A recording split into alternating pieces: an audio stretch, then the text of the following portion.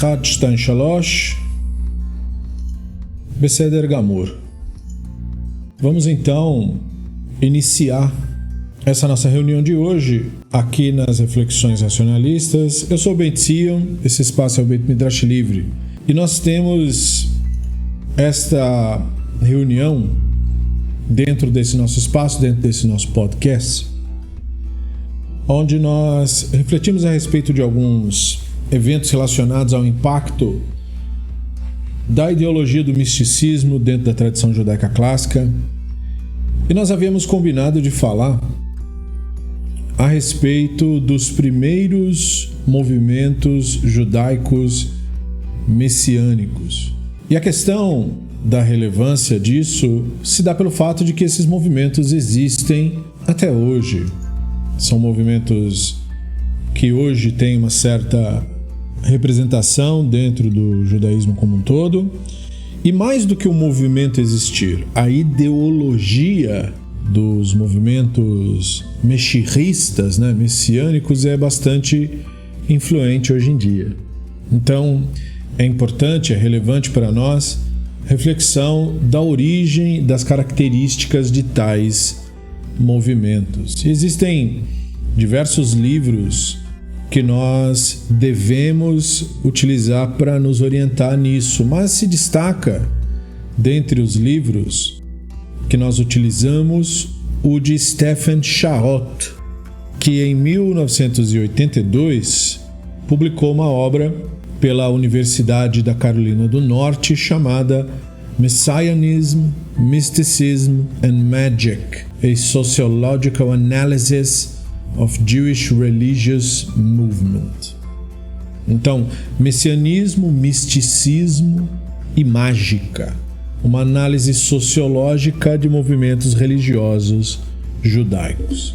Ao lado desse livro tem uma porção de outras obras interessantes, dentre as quais se destaca o trabalho de Menachem Goldish, que chama The Sabbatian Prophets, os profetas shabbatianos, esse publicado em 2004, e também a obra de Krynak, chamada The Idea of the Messiah and the Theology of Thomas Hobbes, que trabalha um pouco também, faz um compendium, podemos assim dizer, de diversos movimentos messiânicos, e é claro, um livro publicado em 1979 por Landman, chamado Messianism in the Talmudic Era, ou seja, o messianismo na era talmúdica, justamente como uma espécie de registro do que foi experienciado por diversos sábios da antiguidade, dentre aqueles que estavam próximos a estes movimentos religiosos de ideias messiânicas, restauradoras e tal. Então, nesta nossa reunião, nós vamos olhar para alguns dos primeiros movimentos com alegações messiânicas dentro do judaísmo e também como que isso impactou movimentos que surgiram depois. E nós sabemos que o judaísmo, enquanto tradição, é bem conhecido por sua rejeição da ideia messiânica do cristianismo. Então, em tese, quando se fala de judaísmo, num senso popular, se fala dessa postura, da religião judaica de rejeitar a narrativa do cristianismo. Mas nós não podemos esquecer que a rejeição da narrativa do cristianismo não necessariamente significou que a população judaica rejeitou a ideia da figura mágica que salva os outros e tal. Boa parte da rejeição da narrativa do cristianismo se deve ao fato da violência praticada pelos cristãos ao longo dos séculos e do ressentimento natural que isso leva a populações afetadas por essa violência a ter. Agora, como se vê no surgimento desses movimentos messiânicos, a ideia era uma ideia bastante popular. E como nós estamos neste momento vivendo ressurgimento de messianismo através do misticismo em geral e do movimento do Chabad em particular, nós podemos perceber, quando refletimos sobre a origem disso, que isso não é novidade, que isso não é sinal de nada, que isso é simplesmente, digamos, mais uma característica esperada de grupos fanáticos dentro da nossa religião, fenômenos, portanto, que se repetem na história judaica.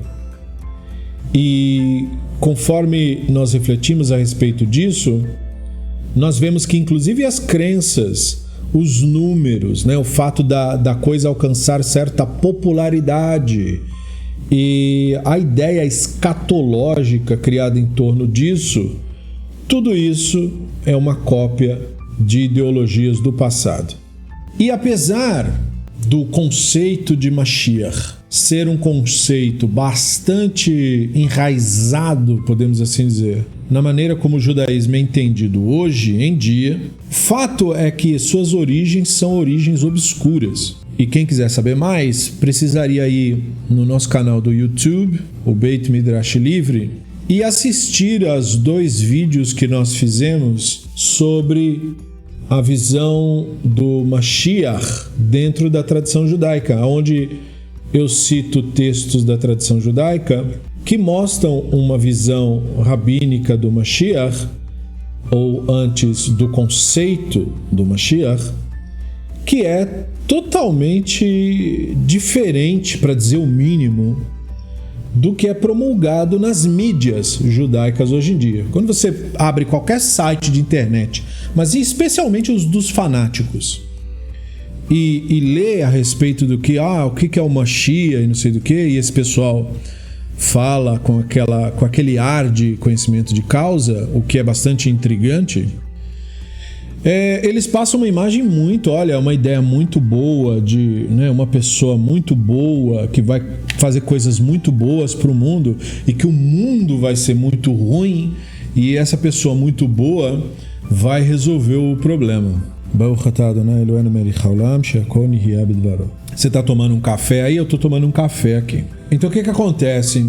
Quando você compara o que é propagado nos meios midiáticos com o que os rabinos de fato disseram, você descobre que a visão que os rabinos nutriam disso era uma visão completamente diferente, por ser uma visão muito negativa. Eles chegam inclusive a dizer que eles não querem experimentar a questão. Eles acham isso uma coisa extremamente negativa, portanto, seguindo na contramão de movimentos messiânicos que se colocam como, agora tudo vai ficar bem. E os rabinos pedem para que a gente pense isso de uma forma negativa e não positiva.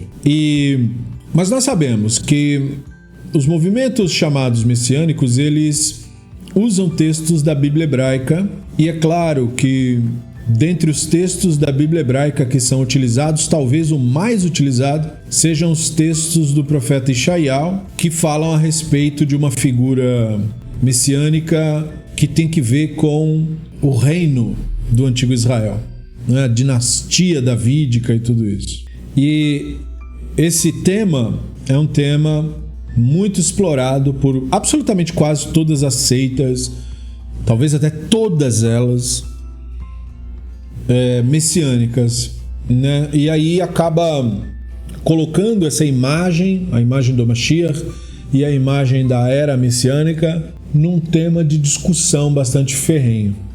Quando nós lembramos dos profetas chamados pré-exílicos, anteriores, portanto, a Ishaiah, eles não tinham necessariamente, e isso Shaot coloca na obra que eu mencionei, Messianism, Mysticism and Magic, que eles não tinham exatamente uma visão de que o mundo seria muito diferente do que era. A condição de vida das pessoas é que, de certo modo, mudaria. Mas com os textos do Ishaiah se começa a explorar uma ideia de que o mundo futuro seria transformado completamente.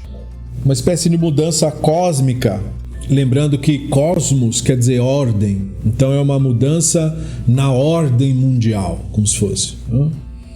de tal modo que seria tipo assim, irreconhecível.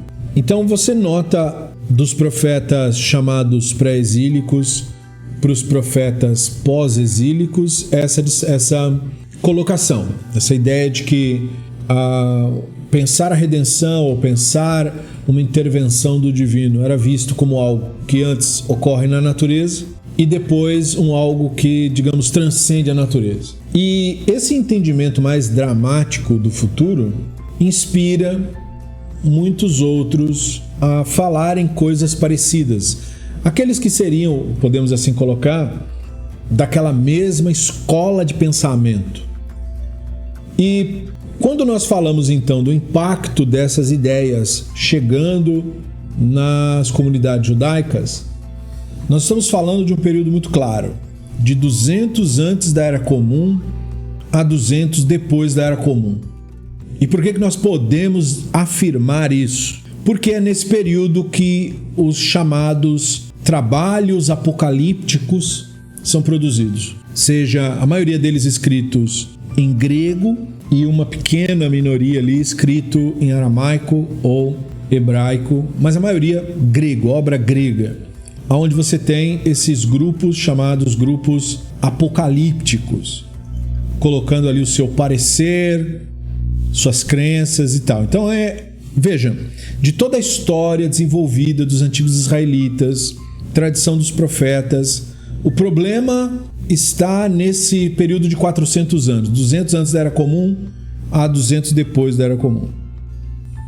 E essa produção é que traz à imaginação essa coisa de ver o mundo como uma completa transformação cósmica. E por transformação cósmica, eu quero dizer, é claro, uma mudança na ordem das coisas, que cosmos é isso que evoca, né? A mudança da ordem mundial, por assim dizer. E do terceiro século da Era Comum, quando nós vemos a completa transmissão, por assim dizer, da liderança judaica de Yavne na Palestina para Pumbedita na Babilônia, você vê então surgir no discurso de líderes aquele anseio, aquele desejo de retorno para o território de Israel, para a Palestina, e então também o surgimento de personagens, digamos assim, um pouco mais extravagantes, com características místicas e também com pretensões políticas de redenção. Então é a partir desse período, né? Então as raízes disso nós sabemos quais são, e nós podemos falar a respeito da revolta de Bar Kokhba, uma revolta de 132 a 135 da Era Comum, que portanto inspira esse ideário, esse tipo de ideologia. E a visão era de que seria uma figura militar, uma figura que tomaria o poder e que se colocaria como uma potência no mundo. E a maneira de entender a ideia messiânica na Babilônica, na ideologia produzida na Babilônia, era totalmente diferente dessa. Não era mais uma ideia de poderio militar, mas se tornou um tema de debate entre os sábios para justamente remover do conceito pretensões militares como resultado do fracasso da tentativa de libertação por parte de Bar Kokhba. E é claro que havia exceções para esta, podemos assim dizer, chamar de regra, né? Mas do período babilônico para frente, o messianismo militarista era raríssimo, se é que se pode apontar como existente. Só que isso não quer dizer que a narrativa parou. Isso só quer dizer que começou a se tornar predominante uma outra ideologia, que é a ideologia do messianismo místico. E essa ideia começa a ser a ideia que assedia judeus nesse período. E nós temos um expoente disso, explica Charot, no próprio cristianismo. O cristianismo começa como um movimento messiânico místico, né? E aí, do quinto século, é que você tem aí uma espécie de nova ortodoxia que fala da ideia de salvação não como um evento coletivo que ocorreria no futuro, mas uma experiência pessoal do indivíduo depois que o indivíduo morre.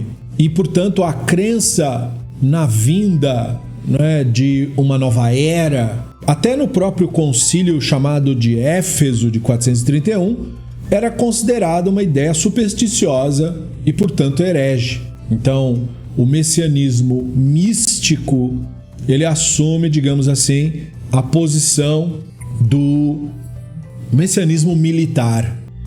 E foi no período medieval que o papel da redenção por meio de um Messias humano ganha um status normativo. Então, Charotto explica no livro que foi um desenvolvimento gradual. Por um longo período, o conceito de Mashiach não era nem relacionado a uma salvação escatológica, mas também não era considerado absolutamente fora de argumentação, digamos assim.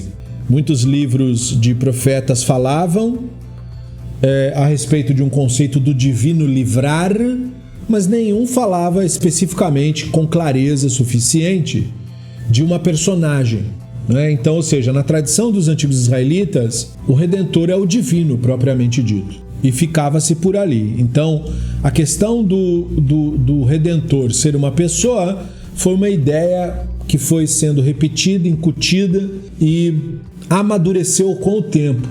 Foi um desenvolvimento gradual. E deste período dos livros apocalípticos é que também se começa a falar sobre a tal da casa de Davi, né? Ou seja, uma alusão à ideia de que o Mashiach não seria um redentor, mas uma, digamos assim, uma sucessão de reis futuros, de líderes futuros, né? Por isso, casa do Davi, né? Que viriam, se sucederiam e trariam conjuntamente cada um sua colaboração para uma redenção. E quando nós voltamos lá para 135 da Era Comum, portanto para o período do Bar Kokhba, nós temos nele um dos mais antigos e relevantes candidatos a Mashiach. Nós tivemos figuras anteriores ou paralelas a Bar Kokhba, mas elas são irrelevantes pelo fato de que não causaram nenhum tipo de impacto na sociedade de suas específicas épocas. Só que o Bar Kokhba, como nós sabemos, ele provocou uma revolta. E o nome original da personagem, segundo o que se diz, né? Aí vem toda uma discussão relacionada a isso, mas segundo o que se diz, o nome da personagem era Bar Koziva. E de Bar Koziva ele vira Bar Kokhba e ele lidera uma revolta contra os romanos entre 132 e 135 da Era Comum. E o motivo de mudar o nome era um verso da Bíblia hebraica, especificamente Bamidbar 24:17, que vai falar um cetro, né, uma estrela sairá do Yaakov, um cetro de Israel, que vai esmagar Moabe. Então, essa coisa da estrela que sai, né? A estrela, ele se coloca como estrela, que é isso que Kokhba representa, né? E nós temos aí uma influência cultural envolvida nisso, que é vista, por exemplo, na tradução aramaica que o Onkelos faz, quando ele traduz estrela em hebraico, Kochav, como Malka em aramaico. Então veja, estrela está para rei. Malka seria então o aramaico para Melech em hebraico, que é rei, né? E mesma coisa, cetro. O termo cetro foi traduzido para o aramaico como Meshicha, que seria então a expressão aramaica para Mashiach em hebraico. Portanto, o Bar Kokhba estaria ciente dessa influência cultural e usa isso a seu favor para se colocar como Mashiach. Algo atestado, né? Algo declarado no Talmud Yerushalmi. O Talmud Yerushalmi, existem duas versões do Talmud, o de Jerusalém e o da Babilônia. E o de Jerusalém não era de Jerusalém, era de Yavne, que lá é que era a sede do rabinato, isso desde o começo da invasão romana. Portanto, durante o período do começo da Era Comum, não havia tribunal rabínico em Jerusalém, o tribunal tinha ido para Yavne, mas o Talmud recebe o nome de Talmud Yerushalmi, Talmud Jerusalemita, em homenagem ao ponto de origem dos rabinos, que eles tinham vindo de Jerusalém para Yavne. Então não havia tribunal rabínico em Jerusalém no começo da Era Comum, porque os rabinos haviam se mudado de lá para Yavne. E no Talmud Yerushalmi, Masechet Ta'anit, nós temos o trecho que diz: Rabi Akiva kad chava hamei le'adin bar koziva chava mar hayenu malka meshicha amar le'e Rabi Yochanan ben Torat Akiva yalu asavim bil chayecha ve'adayin ba. Então é uma cena, digamos assim, icônica para nós. Quando o Rabino Akiva contemplou Bar Koziva, ele disse: este é o rei Mashiach. E aí, como nem todo mundo concordava, o Rabino Yochanan ben Torata o desafiou e respondeu: Akiva, Akiva, vai crescer grama na tua bochecha e o filho de Davi não terá vindo ainda. Então, para mostrar que era o Akiva que apoiava isso, né? O Akiva é o patrono dessa promulgação de visão mística dentro da tradição judaica clássica, e os rabinos em torno dele discordavam. Então foi o Akiva que promoveu a ideia, mas o Talmud faz questão de colocar que os sábios em torno discordavam. E nós, com isso, temos que considerar também que não era só o Akiva que achava que o Bar Kokhba era o Mashiach, ele também se achava Mashiach. Então nós temos, pouco depois desse Daf, um outro momento, falando a respeito ainda do Bar Koziva, e ele diz: Bar Koziva malach tortin shnaim ufal gamar lechul rabunen ad Mashiach. Então Bar Koziva governou por 2 anos e meio, e ele disse para os sábios: eu sou o Mashiach. Então não era o Rabino Akiva só que, digamos, promovia para ele, fazia propaganda para ele, mas ele acreditava que era mesmo. E do século XIX para frente, o nome Bar Koziva passou a ser usado principalmente em fontes mais clássicas. Ele foi excluído do estudo do discurso, digamos assim, acadêmico popular, que favorecia o Bar Kokhba.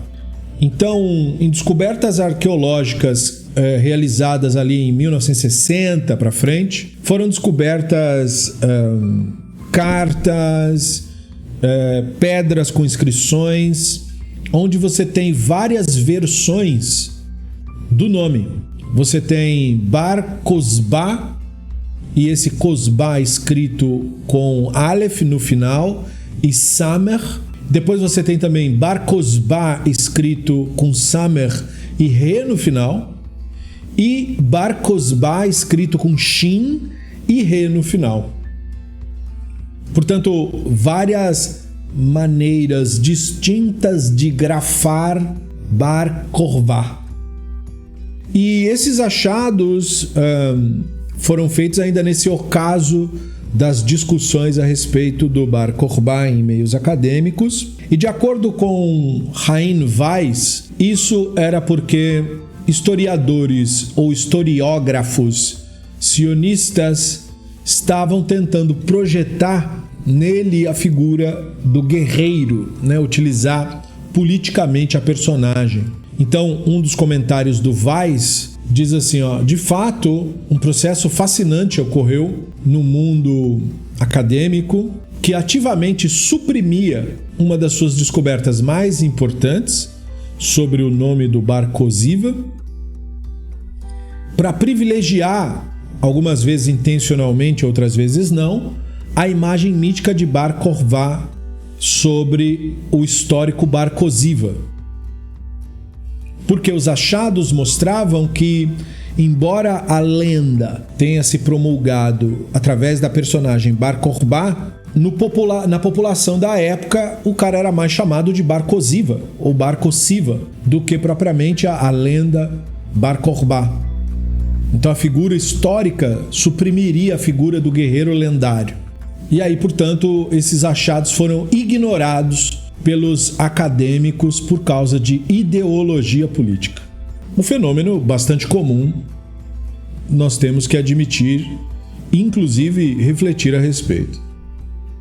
Kosiva pode ter sido uma, digamos assim, aglutinação do nome Reziv, diz, por exemplo, Shura, quando ele comenta a respeito disso, ou mesmo pode ter sido um nome de família.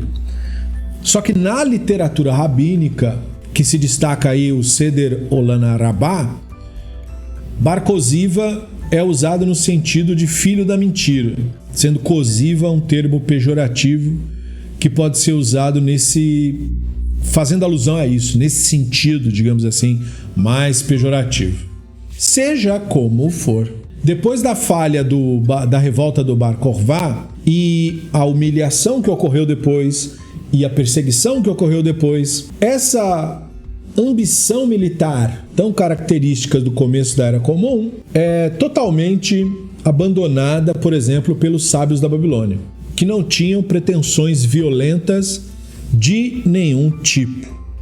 Então, isso, por exemplo, inspira movimentos modernos que se colocam contra o moderno Estado de Israel, como o movimento dos Neturei Karta, que tem amplos fundamentos, podemos assim dizer, teológicos e de textos fundamentais para o seu posicionamento, digamos, extremamente pacifista, de se opor a uma conquista ou uma luta em qualquer sentido relacionado àquilo que pretendeu o Bar Kokhba. Eles se oporiam ao Bar Kokhba, mesmo se ele tivesse ganho a guerra contra os romanos, ele também teria oposição pelo mesmo tipo de postura. E a ideia, então, dos rabinos da Babilônia era transferir o conceito tanto de Mashiach quanto de redenção para o divino propriamente dito. Em outras palavras, para a natureza, para a decorrência natural dos eventos, se você preferir. E tirando, portanto, isso da ideia militar. E a ideia de um Mashiach iminente começa então a minguar no desenvolvimento do judaísmo, conforme os textos fundamentais da tradição se desenvolvem lá na Babilônia.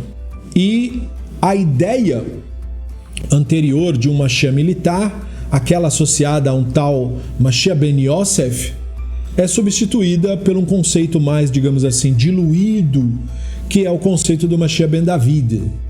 Então, quando se pensa no Mashiach ben Yosef, a ideia não diz respeito aos nomes das personagens, mas a ideia mais militarizada. Então, o Bar Kokhba era tipo um Mashiach ben Yosef, se via como tal, embora ele se dizia ben David. E a ideia de Ben David ficou uma coisa mais assim do estilo espiritualidade. Muito bem, então veja, isso é uma viagem do primeiro século ao século III, e aí no século IV, esse período de, digamos assim, absorver o golpe, repensar a questão toda e tentar, digamos, guiar a comunidade num sentido diferente. E aí nós vamos para o V século. No V século, ainda a memória da derrota do Bar Kokhba, Bar Koziva, existia na cultura popular e havia uma espécie de messianismo ativo que envolveu uma figura, uma personagem que nós ficamos sabendo por meio de escritores cristãos do período, quer dizer, escreveram posteriormente, mas as fontes sobre isso são escassas, então nós acabamos tendo que utilizar essas fontes que também não são lá as mais confiáveis. Mas estamos falando de uma personagem chamada Moshe de Creta, que teria estado ativa ali no V século.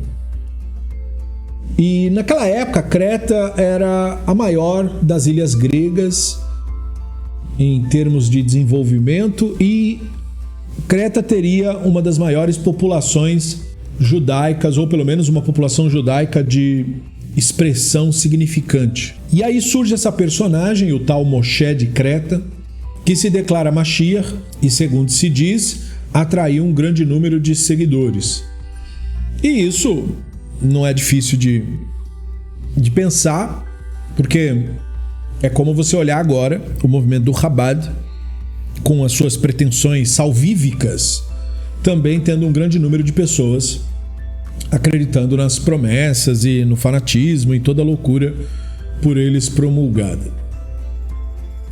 E aí se conta a respeito daquele caso que muitos judeus chegaram a abandonar suas casas e negócios, o que também se torna aí um pouco do que o movimento messiânico causa quando a gente pensa no impacto desses movimentos. É claro que não são todos, porque alguém tem que sustentar o movimento, mas os movimentos messiânicos, eles conseguem convencer um determinado público, especialmente jovem, de abandonar suas pretensões para se dedicar à sua proposta religiosa. Então não é raro, por exemplo, encontrar hoje em dia a pessoa que larga a faculdade ou carreira para poder seguir o movimento messiânico proposto, né? Então isso também é digno de nota. E aí teria acontecido isso no período, e a personagem que por acaso se chamava Moshe se colocou como um segundo Moshe, esperando inclusive, e aí não se sabe se isso é fato ou se é o redator cristão tirando onda, mas que ele queria fazer um Kiryat Ansuf de novo, ou seja, ele queria abrir o Mar Vermelho para que aquilo, digamos, fosse o anúncio da nova era messiânica. E aí ele conta que algumas pessoas se jogaram no mar, segundo as orientações do tal, e morreram afogadas, e outros foram salvos por pescadores locais. E o cara ter dito que foram salvos por pescadores é digno de nota, né? O pescador como símbolo do próprio cristão, né? Então talvez tenha que ver com isso, porque também ele termina puxando sardinha para a religião dele. E aí ele conta que e de quem eu estou falando afinal, né? Eu estou falando do Al-Makin Ibn Al-Amid, que foi um desses historiadores cristãos que contou essa história. Esse cara, no caso, é do século XIV, né? Então ele fala assim, ó, no livro dele, né? Então ele lhes disse, né, vejam, vou atravessar o mar com vocês. Aí ele põe entre aspas, né, como Moshe atravessou. Muitos então correram para o mar e se afogaram. Não fez muito sentido a cena para mim, mas é assim que ele quis contar. Outros viram isso e o fato de que ele não salvou as pessoas de se afogar, e aí tentaram prender ele. Mas ele fugiu. Sabe-se lá como também, uma cena estranha, né? Mas aí eles pegaram ele no final e o mataram. E então muitas pessoas se tornaram cristãos. Então o Al-Makin Ibn Al-Amid contou desse jeito a história do Moshe de Creta. E no fim, essa reação, né, da pessoa sair do judaísmo por causa da decepção messiânica não é também algo assim a se estranhar. Esse tipo de coisa de fato acontece. E isso também se torna uma temática que vai se repetir em muitas outras histórias de alegações messiânicas que falharam.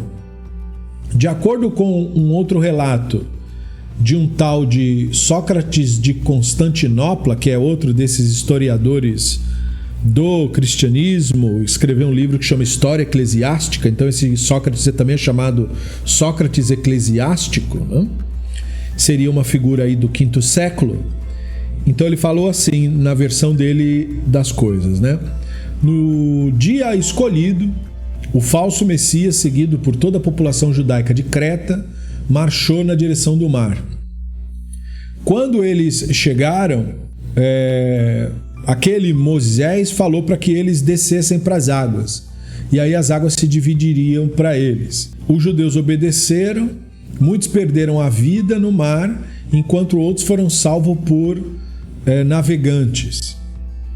O Moshe é dito que nunca mais foi visto depois disso.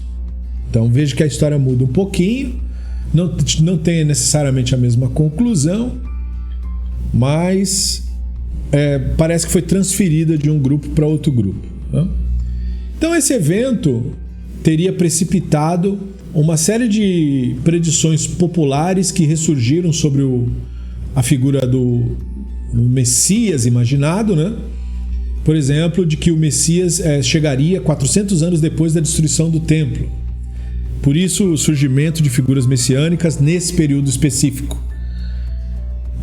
E aí, isso é uma maneira de fazer uma leitura, nós podemos chamar de mística, né? Da narrativa de 400 anos de escravidão do Egito, que mesmo dentro da tradição judaica não era entendida literalmente, mas o místico não está nem aí para isso, né? Ele só quer usar o símbolo para manipular o grupo, ele não está interessado se a coisa tem fundamento ou não tem fundamento. Então, nós temos essa figura aí por meio dessas fontes, podemos assim chamar, né? E aí, depois disso, surge mais uma figura, que é o Messias de Palugta. O Messias de Palugta é o Messias de 645 da Era Comum. E Palugta é, na verdade, o nome original da cidade que os sábios chamam de Pumbedita. O que os sábios estão falando, que é Pumbedita, se chama em aramaico Palugta, que é hoje Fallujah, no Iraque. Então foi lá, e aí há uma certa fonte que chama Crônica Minora, uma obra que foi traduzida em 1903 de historiadores do cristianismo, e nessa obra aí conta-se assim: naquele ano apareceu um certo homem judeu do vilarejo que é chamado Palugta. Ele alegou que o Messias tinha vindo. Ele reuniu em torno de si um grupo de malfeitores, tecelões, barbeiros e lavradores. Não entendi especificamente por que os tecelões, barbeiros e lavradores são chamados de malfeitores, mas enfim, cerca de 400 homens que incendiaram 3 edifícios sagrados, talvez ele queira dizer igrejas, né? E mataram o governador local. Mas vieram soldados da cidade de Acula e os mataram, e as suas esposas e os seus filhos.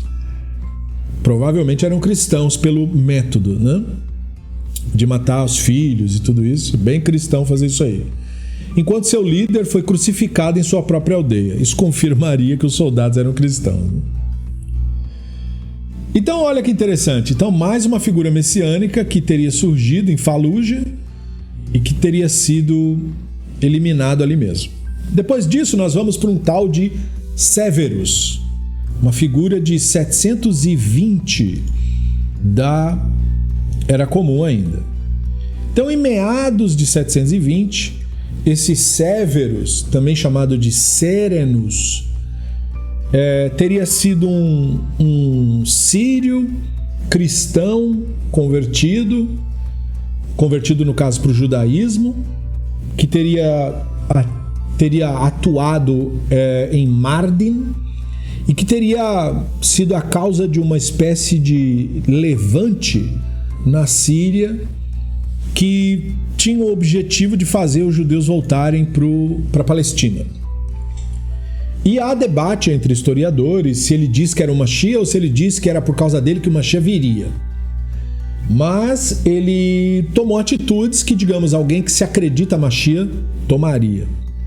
Por exemplo, ele começou a mudar algumas interpretações de leis do Talmud. Ele não mexeu na questão da Torá, mas ele quis mudar a interpretação de leis do Talmud, que também não é um stretch, porque o Talmud é muito diferente do que a ortodoxia propaga hoje em dia. Ele é um livro aberto à interpretação e à discussão. Então ele começou a fazer isso, e ele mudou o Yom Tov Sheni, que, para quem não sabe, tem um conceito dos sábios do Talmud que tem que ver com a época que eles viveram, de que os judeus que estivessem fora do território da Palestina fariam o Yom Tov, que são os feriados judaicos, por 2 dias.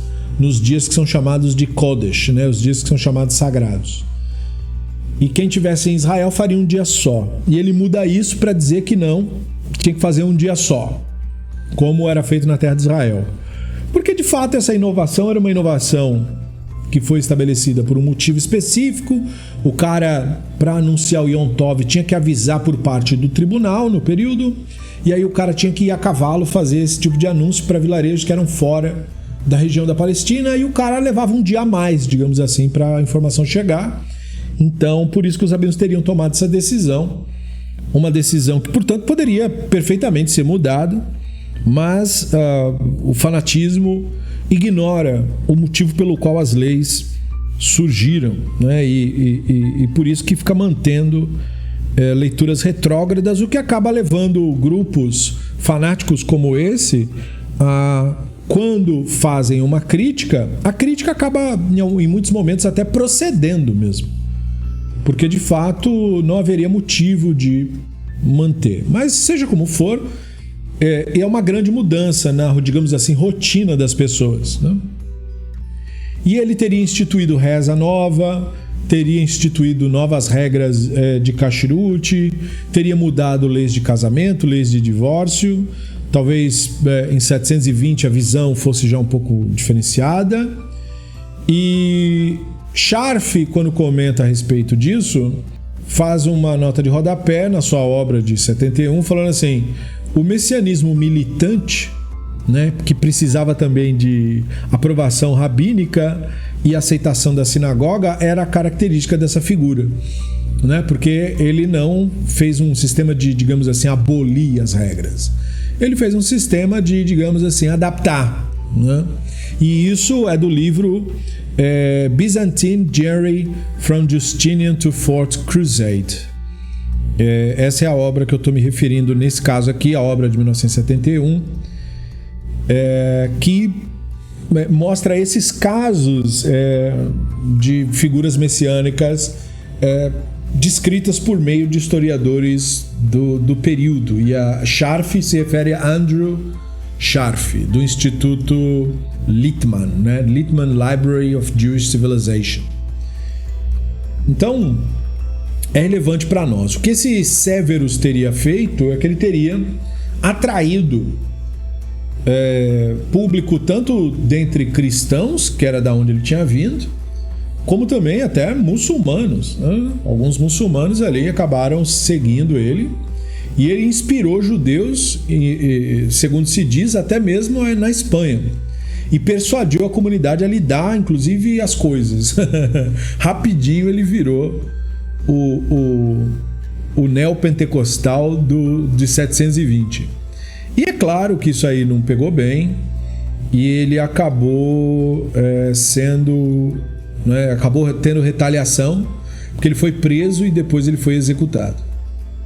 E é possível que uma série de vitórias importantes que exércitos muçulmanos tiveram no século VII, que culminou no cerco árabe de Constantinopla, então nós estamos falando aí de 717, 718, tenha servido de inspiração para esse tipo de coisa, para essa coisa de ressurgir um messianismo militante que se espalhou pela Espanha nesse período. Talvez não seja coincidência, tá entendendo?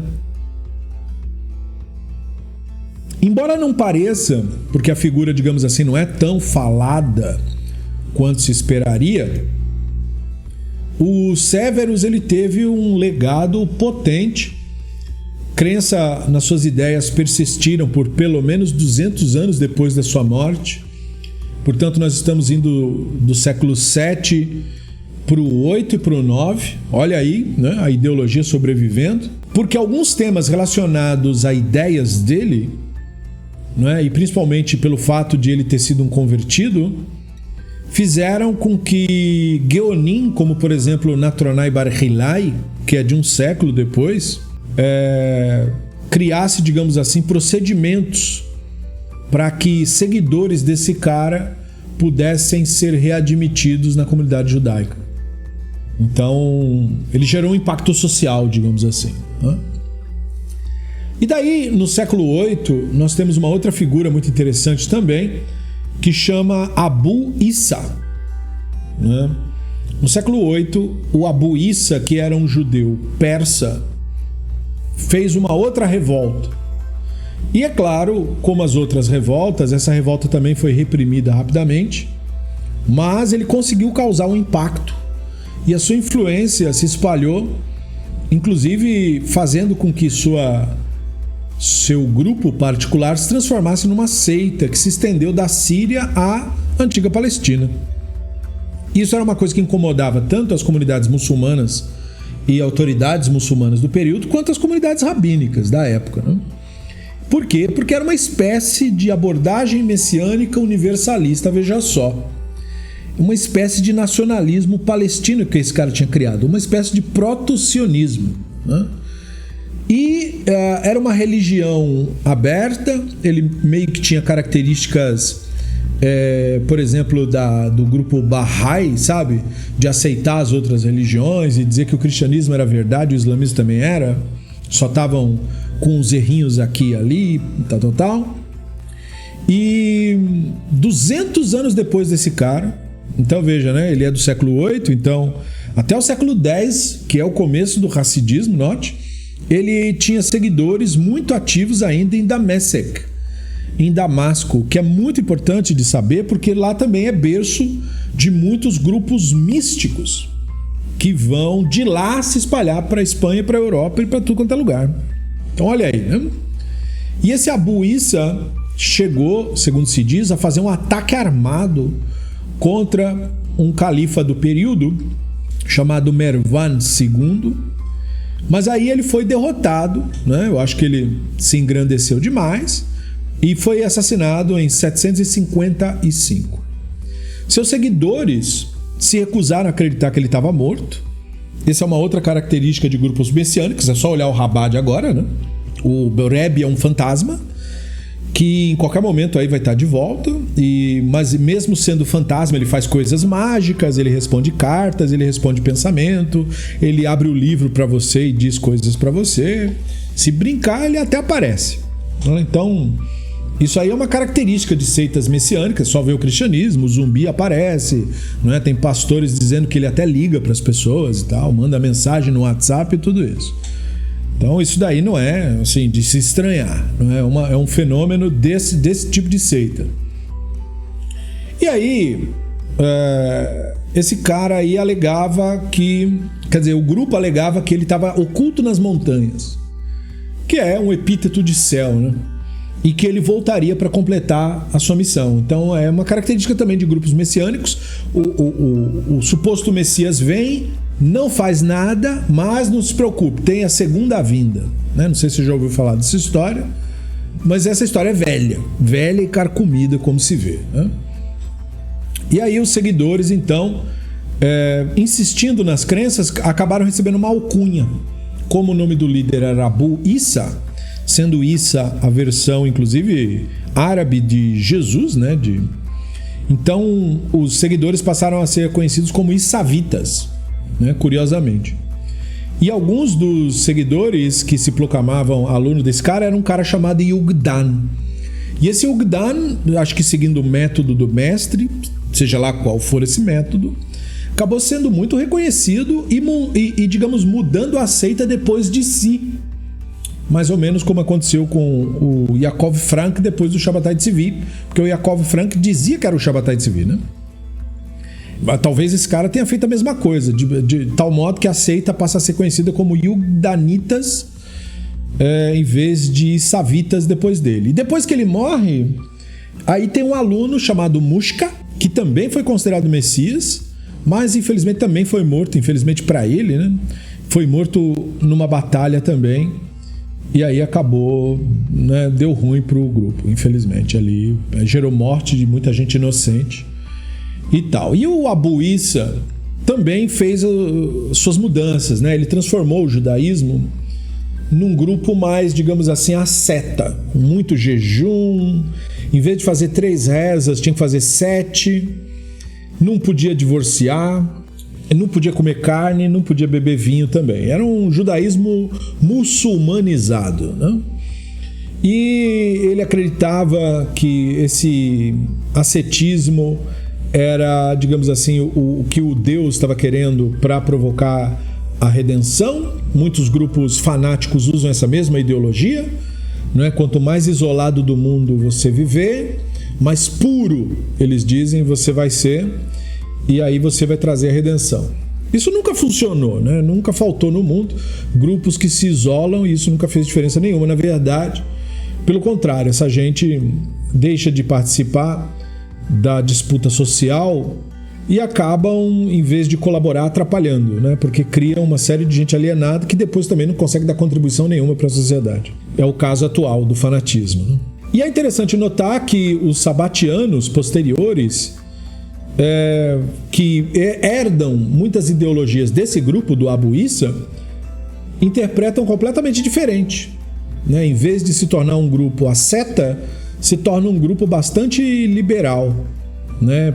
Permitindo de tudo, segundo se diz, né? Segundo se diz, como que as fontes são meio dúbias, é meio difícil de ter certeza, mas segundo se diz, eles incentivavam até promiscuidade, tipo orgia ritual e pá e tal, que diz que tinha muito disso no começo do misticismo europeu, né?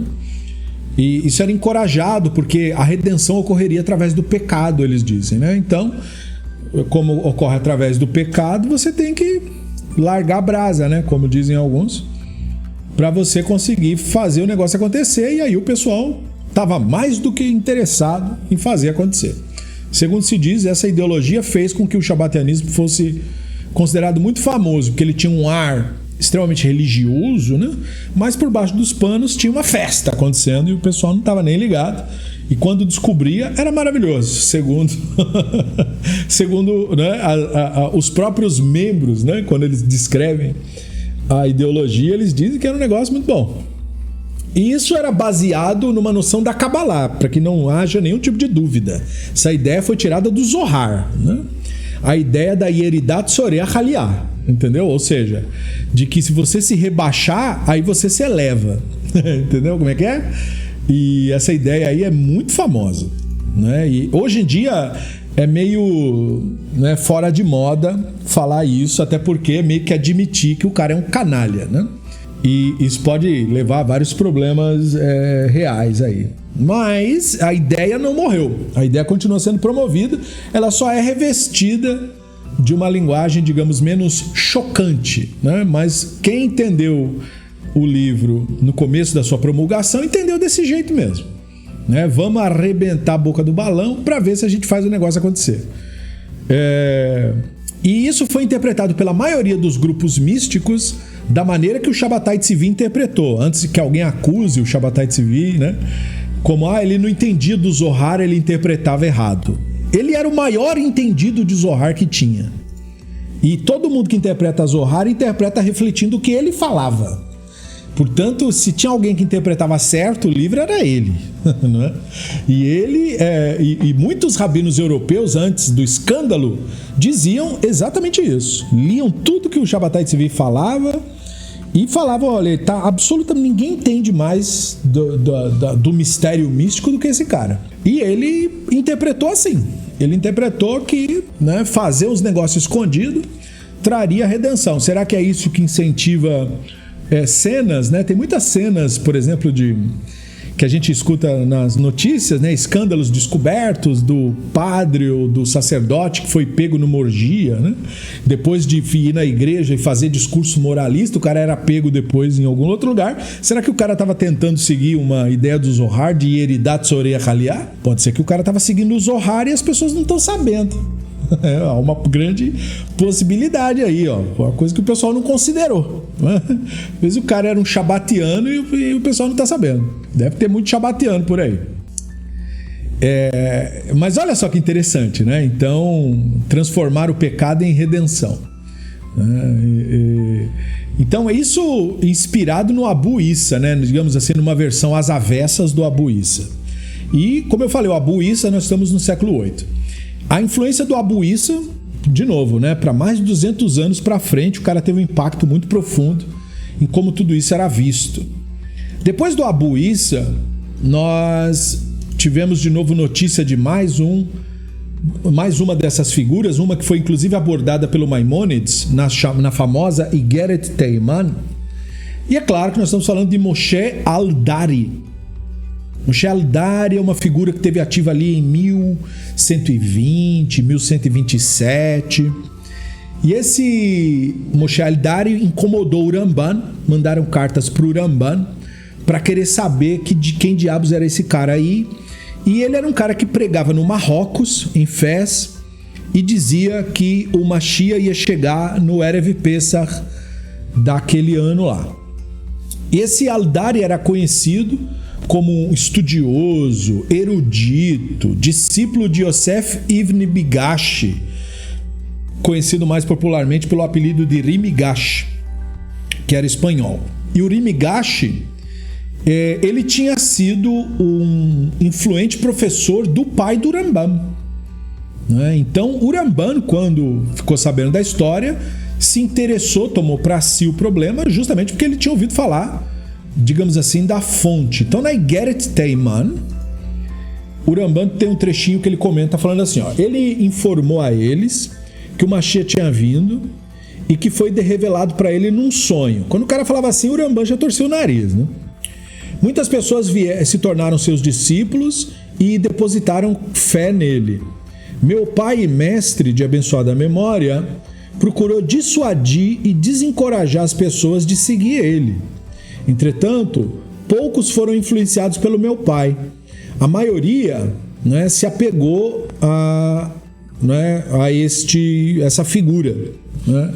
E ninguém deu ouvidos ao Rabino Moshe de abençoada memória, né? Então o Ramban aqui desabafa dizendo que o pai dele tinha ouvido falar do problema, tentou ajudar as pessoas, mas as pessoas eram toupeirinhas que não ouviam o que lhes era dito, né? Porque contradiz a fé. A mesma coisa hoje de você falar, não é, com fanáticos da nossa religião. Você está falando com uma pessoa surda. O cara não tem a menor noção de distinguir realidade e ficção, não adianta. Se conversa ajudasse a pessoa a entender alguma coisa, ele teria entendido sozinho que está sendo iludido. Então isso não acontece assim, né? Então nós sabemos que toda a questão é colocada desse modo. Mas tudo bem. O Maimônides continua a enfatizar que a maioria do povo, não é, colocou confiança nele para mostrar justamente o estado da comunidade judaica já nesse período. A maioria das pessoas segue coisa errada, não é referência para nada, sabe esse tipo de coisa? Desde o começo, desde o primeiro Messias, desde o Bar Kokhba, a maioria acredita na estupidez. Então esse papo de que, olha, um grande número, né? O Chabad tem um grande número de seguidores. Então, mas o Shabbatai Tzvi tinha um grande número de seguidores. Quase toda a Europa seguia ele. Não é? Os falsos messias anteriores tinham um grande número de seguidores. A maioria seguia. Isso não é referência para nada, né? Como diria Nelson Rodrigues, a maioria é burra. Né? Quer dizer, não é bem por aí, né? Que você coloca assim, a maioria é um sinal de alguma coisa, não é? É um sinal de que a educação falhou. É isso que é um sinal, né? Então ele enfatiza ali também, mesma coisa, né? A maioria seguiu o falso Messias. E esse Aldari teria encorajado os seguidores, inclusive, a vender propriedades. Então, quer dizer, não era só grupos cristãos que tinham essa coisa do, né, o Messias está quase vindo, me deem tudo que vocês têm. Não, isso aí também acontecia em comunidades judaicas, perceba aí, né? E isso é uma característica própria de grupos assim apocalípticos, né? E muitas pessoas chegaram a contrair dívidas, concordando em devolver 10 vezes mais, porque o Messias viria, todo mundo ficaria rico. E o que me surpreende não é o cara fazer a dívida, obviamente. O que me surpreende é o cara emprestar, né? Dizendo, olha, me empresta tal e tal, porque o Messias está quase vindo. E o cara emprestar mesmo. Isso é inacreditável, né? Fantástico mesmo. Muito, muito bom. E mostrar que talvez quem estava emprestando tinha até mais fé naquilo do que quem estava pedindo emprestado. Bom, não precisa dizer que quem emprestou perdeu, né? Então, para observar os preceitos da Torá, o Ramban diz, em conexão com a festa do Pesach, né, eles diziam que tinham que fazer isso porque eles nunca seriam vistos novamente. E assim eles fizeram. Aí diz que depois do Pesach, a maioria das pessoas estava com uma dívida tremenda, e naquela época, não sei se você tem noção, mas em 1120, quando você tinha uma dívida e não pagava, geralmente você era escravizado, né? Se não fosse diretamente assassinado, né? Você era escravizado. E, portanto, não era assim uma coisa muito querida. O seu nome não ia pro SPC, né? Na verdade, o que ia acontecer com você é que você seria chicoteado, né? E ia ter que trabalhar como escravo, possivelmente pro resto da sua vida, para poder, digamos assim, atender os seus credores. Então não terminou nada bem para o pessoal que teve a sorte de não ser sumariamente assassinado. Sinceramente, eu não sei quem é que teve sorte aí, se quem foi assassinado ou quem foi escravizado, né? Os dois são destinos horrorosos, né? Mas o resultado foi horrível, né? Então, o que se nota com muita estranheza, eu diria, é um ar de reverência, podemos assim colocar, sobre esse incidente do Al-Dari aí. Nós temos o Ramban se referindo ao Al-Dari de uma maneira que ele não está necessariamente, digamos assim, chamando ele de charlatão. O Ramban costuma, né? Ele chama astrólogo de tolo, de idiota, né? Então, o Ramban não faz isso com esse cara.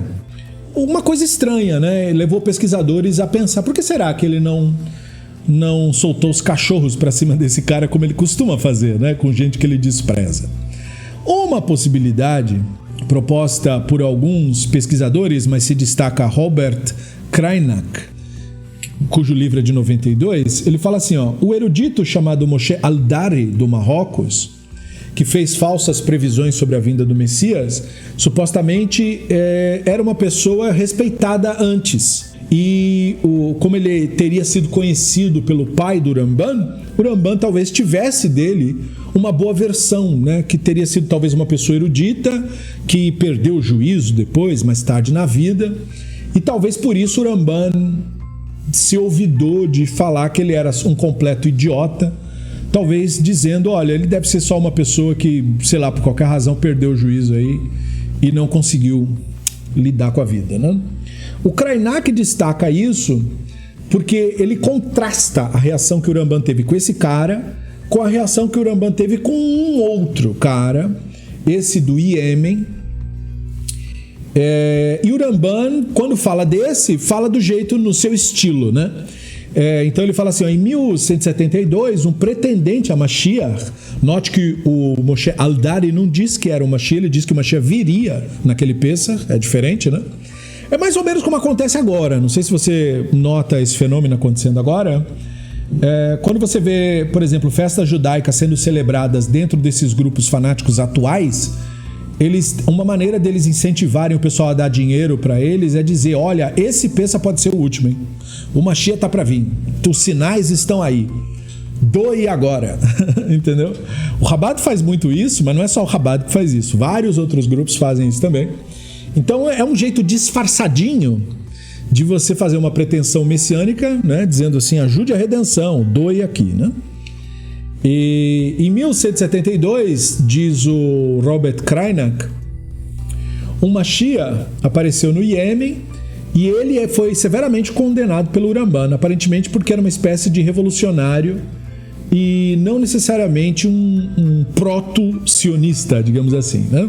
E o Ramban, ele, portanto, não agiu da mesma maneira com os dois casos, o que leva a pensar que talvez o Ramban tivesse tido uma boa impressão do primeiro e não tão boa do segundo. O Krainak provavelmente está correto nessa suposição que ele faz, que também não é um saber, é uma suposição, do que o Ramban teria, digamos, esses dois juízos em relação a essas duas figuras, mas o Ramban pegou pelo menos dois doidos no seu período, né? E o Ramban, como nós sabemos, como ele tinha uma abordagem anti-misticismo, portanto, né, ele procurava fazer o que ninguém estava fazendo na época dele, que era tentar recobrar o juízo dos membros da comunidade judaica de sua época, dentro daquilo que era possível de se fazer na época que eles viveram, em pleno século XII. E principalmente porque o Ramban não achava inadequado se houvesse um movimento que, digamos assim, promulgasse uma ideia de retornar para a Palestina. Ele não achava isso de todo ruim. Ele só não via grandes movimentos, porque era muito difícil. O território de Israel naquela época era um território basicamente abandonado, né? Pântanos e tudo isso. Então, só um grande movimento podia restaurar, e o Ramban seria favorável se tivesse alguma coisa organizada de maneira inteligente. Talvez ele tenha pensado que o primeiro caso tinha, digamos assim, o potencial para isso. Mas, como ele soube, acabou não dando em nada, como era de se notar. Então, nós fizemos uma viagem, né, desde do século II, né, com o Bar Kokhba.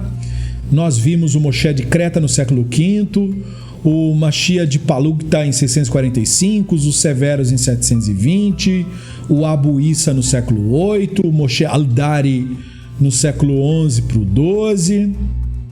Então, muitos acreditam, erroneamente, a meu ver, aí é a opinião minha, né, de que não há nada de errado com essas pretensões messiânicas. Porque elas seriam como se fossem experimentos, entendeu?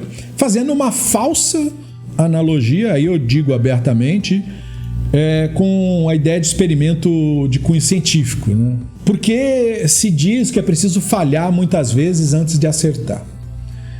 E que essa figura que alega ser Mashiach não seria então responsabilizável porque suas intenções seriam boas. É mais ou menos como tentam fazer a desculpa do Rebbe de Lubavitch agora. Quando se fala da mentira, de dizer que é Mashiach, de deixar as pessoas acreditarem nisso e de propagar misticismo, pseudociência e tudo isso, em nome de uma falsa alegação de educação. Diga-se de passagem, é atribuído ao Rebbe de Lubavitch ele promoveu educação. Não, ele promoveu doutrinação. Doutrinação não é educação. Tem que separar as duas coisas aí, né? Quem promove doutrinação não promove educação nenhuma. Seria como movimentos fanáticos evangélicos aqui do Brasil dizer que promovem educação. Eles não promovem. Eles promovem doutrinação religiosa. Isso não é educar ninguém. Educar é emancipar intelectualmente alguém. E nós sabemos que não é isso que acontece em templos, igrejas e religiões. Elas pegam pessoas ignorantes e deixam mais ignorantes ainda. Então, vamos separar as duas coisas aí. Não é para profanar o que educação significa. Então, mas o pessoal que acha que há um lado positivo nisso daí, diz que é porque as intenções eram boas. E outra, isso é um juízo, né? Se a pessoa tem a intenção de doutrinar, eu já não acho essa intenção boa. Quem acha essa intenção boa é quem também deseja doutrinar e quem já é doutrinado. Quem não é, não vai achar isso bom. Então, veja, intenções boas, vírgula. E também dizem que, poxa, se as circunstâncias fossem diferentes, as coisas poderiam ter sido melhores. No sentido de dizer que a alegação messiânica só não deu certo porque as circunstâncias não favoreciam. Aquela velha história de que o cara era digno de ser o Mashiach, nós é que não tínhamos o mérito. Bota a culpa no povo, né? Diz que é a culpa do povo de que o Mashiach não veio. O cara que mentiu, mas a culpa é do povo. Perceba aí, né? E, por incrível que pareça, essa ideia é uma das ideias mais repetidas, embora ela seja completamente absurda, ela é uma das mais repetidas atualmente para defender messianismos modernos, né? Então você tem uma analogia racídica que compara o Meshich HaSheker, né, o falso Messias, como alguém que precisa acordar um doente para evitar que o doente, digamos assim, entre em coma. Entendeu? Então o povo israelita seria um povo que de tempos em tempos precisaria ser despertado para manter vivo o sonho messiânico. Quem disse isso? Steinsaltz. Em 2012. Steinsaltz estava com essa ideia e meio que passando um pano para todos os falsos messias, porque aí tinha que incluir o Rebbe de Lubavitch, o próprio Steinsaltz. Era do Chabad, né? Então vamos passar um pano aí para o nosso Rebbe e dizer que não, mas a intenção era boa e o que ele queria era só dar um chacoalhão. Não foi bem isso, né? Foi meio... né? Essa passada de pano aí não pegou bem, né? Com tantas coisas positivas que o Steinsaltz tinha, essa passada de pano aí não foi legal. Ironicamente, tem o apoio para esse tipo de ideia é encontrado nos textos do Ramban. Olha que ironia, né? Na Igeret Teiman, né, o Ramban ele condena aqueles que tentam prever, calcular o tempo da chegada do Mashiach, mas ele sabia, o Ramban tinha consciência de que um rabino importante teria feito isso, que foi o Rav Saadia Gaon. Rav Saadia Gaon é bem anterior, né? Ele viveu entre 882 e 942. E o Ramban, sobre essa contradição de ele ser contra fazer isso, mas o Rav Saadia Gaon ter feito, o Ramban teria escrito na carta o seguinte: quanto aos cálculos messiânicos do Rav Saadia, há circunstâncias atenuantes, embora ele soubesse que não eram permitidos, pois os judeus do seu tempo eram pessoas perplexas e mal orientadas. Ele acreditava, com toda seriedade, que por meio de cálculos matemáticos se poderia chegar a conhecimentos messiânicos. Ele inspirava as massas com essa esperança na verdade. Suas ações eram em nome dos céus. Então parece que o Ramban está falando uma coisa parecida com o que o Steinsaltz falou. Percebeu? Porque é como dissesse assim, as intenções eram boas, né? Mas o Ramban, na real, ele estava dizendo que no caso do Saadia Gaon tinha uma atenuante, porque como ele disse, o público era ignorante, pelo menos ele estava ensinando matemática para as pessoas. E ensinar matemática, o Ramban diz no guia, é um fundamento essencial para você desenvolver pensamento lógico. E isso ajudaria você a entender os textos das escrituras. Então o Ramban, na verdade, não estava dizendo que pode mentir com boa intenção. Ele estava dizendo que tinha uma situação atenuante porque foi uma coisa, digamos, que ele fez numa circunstância extrema do seu período. Então, veja que a coisa não é utilizada exatamente como o Ramban pretendeu. Mas tudo bem, né? Passa batido, né? E outra explicação comum, hoje em dia, é a ideia de que existe um Mashiach em potencial a cada geração que está esperando nos bastidores. Muita gente repete isso no judaísmo atual. Pouca gente sabe de onde essa ideia veio. Essa ideia veio, novamente, como tantas outras ideias do Hassidismo, essa ideia veio do Shabbatianismo. Quem criou essa ideia foi Shabbatai Tzvi, baseado e inspirado no Zohar, interpretando o Zohar corretamente, como as outras interpretações dele. Ele dizia que é o Zohar que ensinava que o Mashiach é uma coisa que está em potencial de acontecer a qualquer momento, que a gente só tem que furar a bolha para ele acontecer. Então, a cada Mashiach fracassado, é como se você estivesse dando uma marretada num muro de pedra, que aí vem um, dá marretada, o muro não cai. Vem outro, dá outra marretada, o muro não cai. Vem outro, dá outra, o muro não cai. Então, uma hora alguém vai bater, o muro vai cair, entendeu? Era mais ou menos isso que eram os falsos messias, potenciais para chegar ao que de fato, digamos assim, derrubaria o muro. Por outro lado, se pode argumentar que um falso messias é só isso mesmo, né? Um falso messias. Como um professor de história costuma dizer, você não precisa explicar com malícia o que você pode explicar com estupidez. Então, quer dizer, eu não preciso criar toda uma teoria conspiratória se eu posso simplesmente dizer, mas não é muito mais fácil entender que o cara mentiu? O cara mentiu, E daí? É tão difícil assim notar que essas pessoas mentem? O cara mentiu. Ele achou que era Mashiach, ele não era. Pronto. Ponto. Foi uma crença falsa. Né? Quais são as possibilidades? Que tem um grande plano cósmico conspiratório acontecendo ou que as pessoas estão mentindo mesmo? Então, esse argumento, para mim, é um argumento mais óbvio, né? Considerando principalmente o caos físico, psicológico, teológico, flagrante que acontece, que sempre se seguiu em todos os movimentos messiânicos, incluindo o do Chabad, que separa famílias, né? Muitas, talvez você não saiba, mas esse movimento ele causa que filhos se separem dos pais. Se o pai é secular, o filho deixa de considerar o pai sequer um ser humano, mas não respeita. É um monte de grupos separatistas, fanáticos, gera violência. faz com que movimentos fanáticos autoritários de extrema-direita em Israel ganhem apoio, não é? Por meio dessa suposta boa intenção, né? Que acaba culminando numa promoção de doutrinação, pseudociência, negação da realidade para jovens e adolescentes que têm depois suas vidas arruinadas e que acabam ficando presos no sistema do fanatismo por não terem nenhum outro tipo de alternativa que lhe seja dada, né? Então, assim, isso causa muito mais mal do que bem. Não há bem que justifique você destruir a vida de um jovem, fazendo com que ele se dedique anos por um sistema de fanatismo que depois não o construirá como pessoa e deixará que ele fique como um inútil na sociedade, porque se um dia ele quiser sair da seita, se ele amadurecer, se ele entender a loucura, ele não vai ter nem meios de fazer isso, porque a vida dele foi totalmente, digamos, queimada nesse processo. Como que isso é um bem? Um bem em que sentido? Só se for no sentido puramente imaginário. E basta estudar o tumulto causado pelo Shabbatai Tzvi e o que resultou disso, que são os movimentos racídicos fanáticos, e você percebe claramente que isso faz muito mais mal do que bem. Não é? Mesmo que você possa alegar um certo placebo numa crença fanática, numa pessoa em particular, o dano social não é justificável por causa disso. Então, os falsos messias,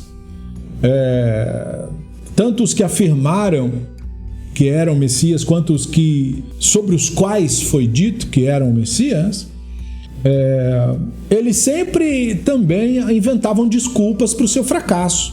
E as pessoas que o seguiam também inventam desculpas para o fracasso. Né? Mesma coisa o cristianismo. Né? O cara morreu. Ah, não, mas ele não morreu, ele é um fantasma zumbi que aparece.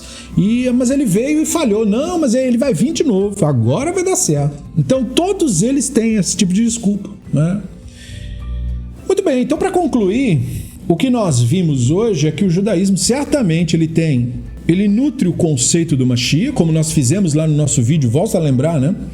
Nosso estudo a respeito do Mashiach lá no nosso canal do YouTube, eu recomendo para quem não viu que veja, tem 2 episódios, e o que eu faço ali é simplesmente ler o que os rabinos falaram a respeito disso, não é? Para que você veja que a visão dos rabinos, que a ideia existe, é uma ideia que existe, é do judaísmo, não é do cristianismo, nem de nenhuma outra religião, só que ela não é do jeito que a propaganda conta também, ela é de um jeito diferente. Não é? E o jeito que ela é de fato nos textos fundamentais, isso não é muito promulgado, porque meio que quebra, né? Meio que quebra a narrativa, digamos assim, sensacionalista do negócio, porque os rabinos não tinham uma visão necessariamente positiva disso, né? Eles achavam que a ideia existe, mas ela não leva necessariamente a uma conclusão positiva. Isso não significa que não faça parte, entende? A negação dos falsos messias e tanto do passado quanto do presente não quer dizer que a ideia não faça parte da religião. Muita gente confunde os princípios do Ramban com isso. Eles acham que os princípios do Ramban são os dogmas de crença do judaísmo. Não, mas não é isso, né? Os princípios do Ramban, eles são declarações do que os rabinos, quais eram os temas fundamentais que os rabinos discutiam. O judaísmo é constituído na discussão de quais temas? Então você tem os princípios maimonidianos mostrando, né? Se discute sobre a Torá e a relação dela com o divino, se discute sobre os sinais, se discute sobre a profecia de Moshe. Todos aqueles temas ali são os temas centrais do judaísmo, né? O que ele discute. Mas de cada um daqueles pontos você tem várias interpretações, várias maneiras de entender cada um daqueles pontos. E um dos pontos é Mashiach, né? Tem lá o Mashiach e tal. Então há esse é um tema discutido ali. Agora, como isso foi entendido, varia muito, né? E continua a variar até hoje. Então esse estudo sobre esses falsos messias ao longo da história judaica mostra para nós que ter convicção não é suficiente, ficar atiçando pessoas para crenças fantásticas não é suficiente, que ter um grande número de seguidores não quer dizer nada. E, na verdade, todos esses indícios, o excesso de convicção, a crença fanática e o grande número de seguidores, são sinais, curiosamente, são sinais de que a geração está novamente iludida e está novamente enganada, como esteve em todas as gerações anteriores. Portanto, é apenas uma amostra de que os erros do passado continuam a ser repetidos no presente, e talvez pelo mesmo motivo, né? Por aquele velho jargão que professores de história gostam muito de nos fazer pensar, de que um povo que não conhece a sua história é condenado a repeti-la. Talvez os judeus, e eu acho que não é talvez, com certeza, sofrem do mesmo mal. Por conhecerem muito mal a própria história, são fadados a repetir o mesmo erro de novo e de novo e de novo.